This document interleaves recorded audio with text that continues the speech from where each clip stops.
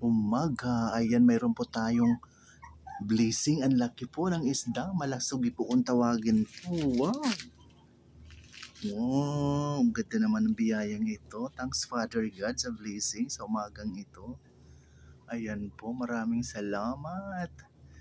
Swerte po ngayon ang ating mandaragat. Nakakuha sila ng malaking isda. Malasugi. Wow. Ilang kilo kaya ito? Laki. Yan. Wow, wow, wow. Galing, galing, galing. Ayun. As ito pa, mayroon pa tayong buraw. Ayun pa, may kinukuha pa. Wow, wow, wow. Ang galing naman mga palangga. Maraming salamat sa blessings, Father God.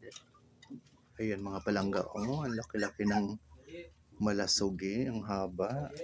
Siguro mga nasa, ano to, 15 kilos o pataas. Yan ang aking tansya dito. Wow. Pwede mga 20 kilo talaga to. Yan, ganda Father God. Salamat. Ayun guys, 20 kilos siya. 20 kilos po ang ating malasugi. Yan. Tapos mayroon tayong buraw. Ayan oh. Ang lalaki mga palangga. Yun. Wow, wow, wow. At ito pa, mga palangga. Kilos to siguro. Yan, ang ating guys na sa umaga ito. Ayan. Sinuti din. Maraming salamat muli. Ayan, thank you sa blessing. Flash yan pa. Ayun pa. Thank you. Ayan nga pala, meron tayong malaking isda na malasugi. Nasa 20 kilos po siya. Ayan. Flash yan pa po. Buraw. Ayan. Ayan po. At ito pa mga palangga. Lalaki ng buraw. Kadang dagko ng buraw na dito.